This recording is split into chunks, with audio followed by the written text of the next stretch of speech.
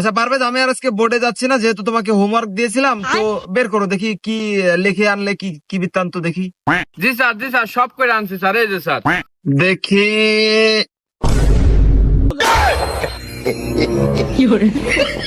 বুঝতে পারতাছি আমার সাথে শয়তানি করতেছে। দাঁড়াও, আমও দেখতেছে। মনি, ওই আমার তো আসলে এমবি নেই, তা তুমি যদি একটু হটস্পট দিতে তাহলে এই ভয়েস দুটো আমি একটু শুনতাম।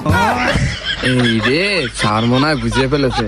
স্যার আমার তো বাড়ি ওয়াইফাই। তা তুমি কি আমার সাথে মস্কারা করো? তোমার বাড়ি ওয়াইফাই, আমার কাছে হলে এমবি নেই, তা তোমার এই ভয়েস শুনবো কেমন আমি? হ্যাঁ, তুমি এসব ফাজলামি ছাড়া তো এসব কোনো লোকজন আমি কখনো কোথাও দেখিনি।